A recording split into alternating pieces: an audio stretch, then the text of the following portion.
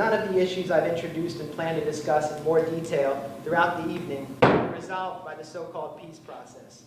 Initiated and overseen by politically compromised, transparently biased American negotiators, the peace process has been all process and no peace.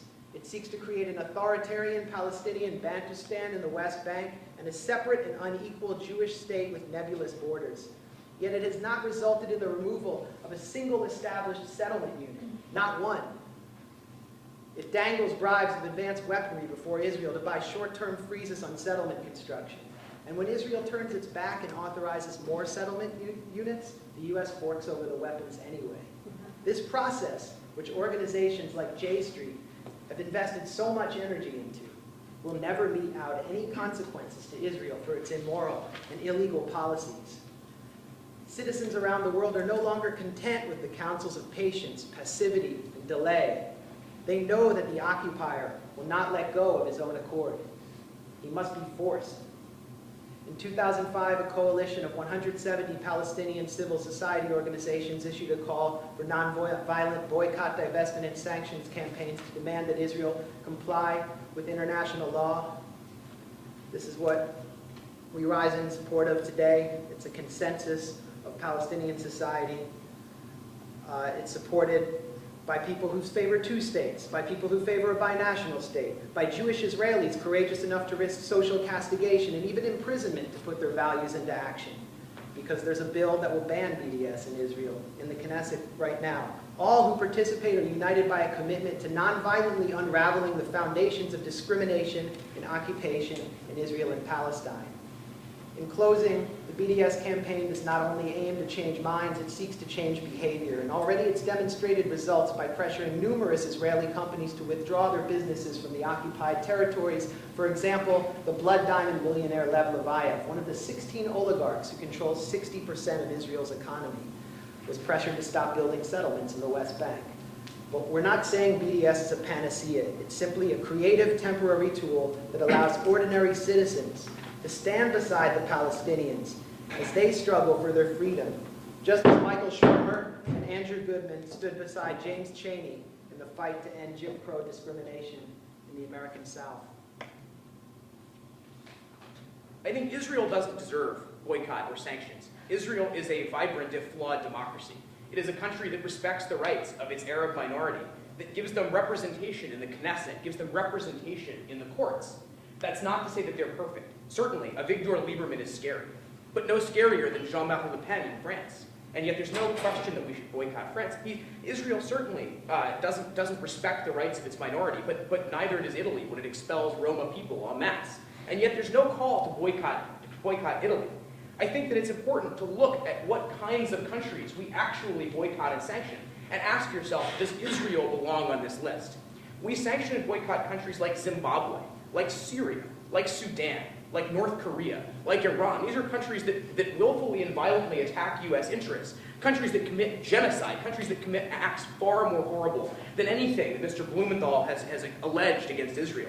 And that's really important. I think it almost doesn't really pass the sort of sanity test to suggest that Israel belongs on this list of countries. First of all, Israel is the only country, with the exception of Morocco, which has been occupying the Western Sahara, that has an occupation, has a UN-recognized occupation. And it's the longest of any country. Beyond that, Palestinian civil society has come together to call for BDS as a nonviolent way to respond to that occupation and to other things such as the inequality of Palestinian Israelis and the rights of Palestinians to have return. So that is the reason why one of the reasons why Israel is being targeted in that way. Israel certainly is not the worst human rights defender in the world, but all of us as Americans, it's our worst human rights defender in the world, in the sense that Israel is the largest recipient of military aid of any country in the world. And for those of us who are Jewish, and as it turns out, all four of us here are who are doing this debate, Israel claims us. It claims to be a state of all of its people, not just to be a state of its citizens, which actually says a lot for how it treats the 20% of its residents who are not actually Jewish, and the level of equality that Palestinian Israeli citizens have. And I would really encourage this House to invite some Palestinians to also debate this issue and to be able to speak for themselves in terms of why they are pursuing this path. BDS is a nonviolent, time-honored, and time-tested set of strategies and tactics. It's not a tired tactic, it's a successful tactic. It's been used by Gandhi in India, been used by Mandela in South Africa, by Martin Luther King in the United States, to help end the slave trade in England. So many of the other justified and now really celebrated struggles around the world, this has been a successful set of strategies and tactics. So they've been proven that they can work. And it's one of the most potent tools that all of us who make up civil society can use to make change. And that's important because the problems in Israel and Palestine, the case of Israel and Palestine, other methods have failed. I think we can all admit that there's no military solution. It is too small a physical area. The lives of Palestinian and Israeli people are too entwined that there's no military solution. As we've seen pretty definitively in the last few weeks, there's really no diplomatic solution either. If you look at the stated aims of the BDS movement, which are quite blatantly and clearly presented on their website, the stated aims of the BDS movement are an end to the state of Israel. Now, this is not an aim that I support. This is not an aim that J Street supports. This may be an aim that some folks at this table support, but that is the aims of this movement. So, let's talk for a second about why it is that we find that so morally problematic. Those who dismiss the aspirations of Jews to control their own political destiny dismiss a history of persecution that goes back 2,000 years. Those who dismiss the Jewish connection to the land of Israel dismiss 2,000 years in which Jews longed for a return to that land. Those who decry Israel as a Zionist entity, who refuse to even say the name, dismiss much that is worth celebrating: the revitalization of an ancient language, the establishment of a political system, the world community's vote after the Holocaust to create a sanctuary and a refuge for a people that had experienced such decimation. However, labeling Israel as the criminal and the Palestinians as the victim dismisses the tragedy and loss suffered by both. In traveling through the Palestinian territories, it is almost impossible to meet a Palestinian who does not have a friend or a family who has spent time in an Israeli jail.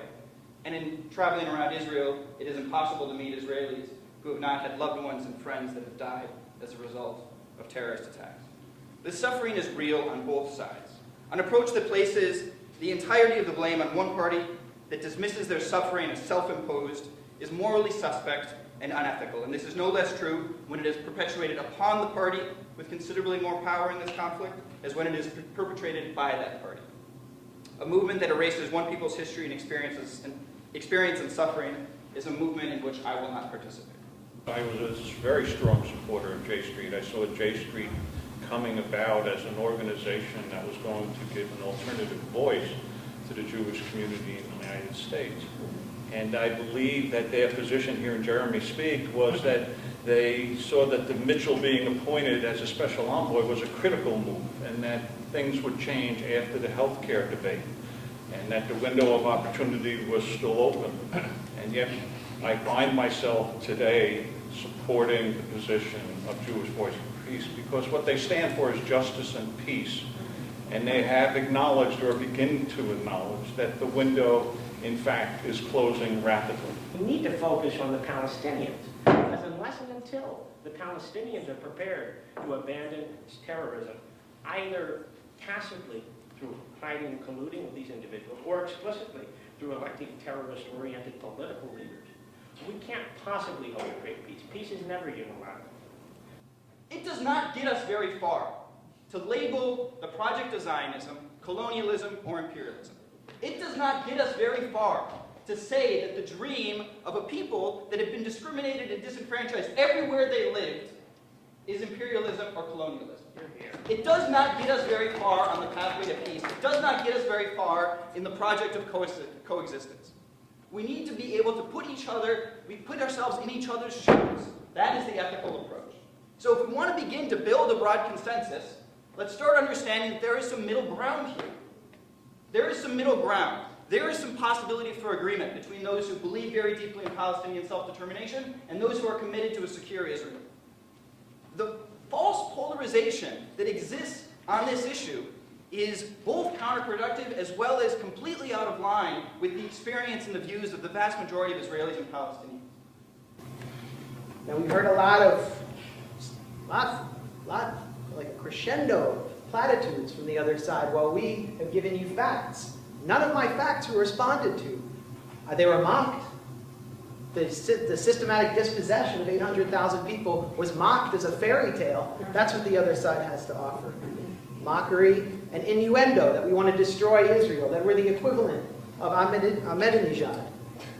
South Africa still exists. It's just not a discriminatory state.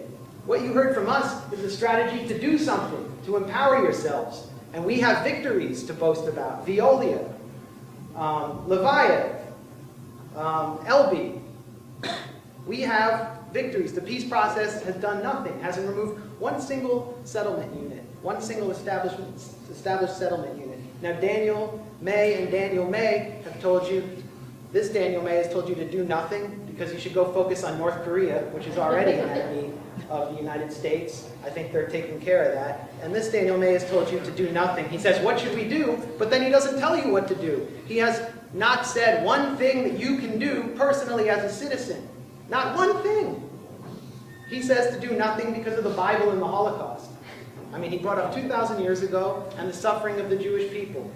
We need to know from J Street if they have any strategy to apply consequences to Israel for their actions. But unfortunately, Daniel refuses to even understand the power balance that's going on. He talks about Bilin. He talks about Nilin, people who've had their farmland taken away by a stone wall. Kids in Gaza who can't get cancer treatment because they're not allowed out of this little prison they're living in. There's no power balance there. There's no oppressor and there's no victim. He talks about us accusing Israel of crimes. It's not just us. It's the United Nations. They're in violation of laws. You know, we can talk about the Goldstone report. Judge Goldstone, who was mocked as an anti-Semite. This report was confirmed by the IDF's legal counsel, Avichai Mandelblit. He confirmed that the Givati Brigade commander, supported by Sabra Hummus, Ilan Malka, authorized an airstrike on a home when he knew an entire family was hiding in that home, hiding from white phosphorus shells being lobbed onto the Gaza Strip. It killed 29 people. This was not the Goldstone report. It was not just the Goldstone report. It's the IDF's own findings. This is an actual crime. We're not just saying things. We're talking about facts. We're talking about history. We're talking about finding a solution to this crisis, and J Street is reciting talking points straight out of the foreign ministry. And speaking of the foreign ministry, J Street's director just met with the Israeli foreign ministry, which is run by Avigdor Lieberman, a settler. So we need to know which side J Street's on. We need J Street to, and organizations like that, and I think this will happen because of BDS. We're going to pressure them to start supporting at least a targeted boycott, because if they're serious about getting the settlements out, then why not target companies like Ahava, the beauty product, which is made in a settlement? What is wrong with targeting that? Now, I just want to tell you a story before I close about my time in the military court that Israel runs out of Ofer military prison. The head of the Popular Committee in Nalin was being railroaded for 2 years as a 97% conviction rate in these courts, which are run in the occupied territories but by the Israeli government in Israel. And Ibrahim Amira, who's running a nonviolent protest, was sentenced to 2 years for the vague crime of incitement. And he stands before the courtroom and he says to the court, I have no place to go, I have nothing I can do, I'm between a rock and a hard place. When I resist the occupation peacefully, they throw me in jail. And when I try to farm my land, they shoot at me. What can I do? And they sent him off to the prison cell. And I said to his son, Saeed, what do you think? He said, I don't know, we have nothing we can do. They have no recourse. And I thought of the line from a poem by Mahmoud Darwish, the Palestinian national poet. Where does the bird fly when the horizon ends? What we're trying to do is extend the horizon. That's our only recourse. We're not claiming this is a panacea. We're just trying to provide some means of getting to a real, legitimate peace process that's based on rights and not an exchange of territory or the same tired rhetoric that we've heard for over 20 years and that we've heard tonight, unfortunately.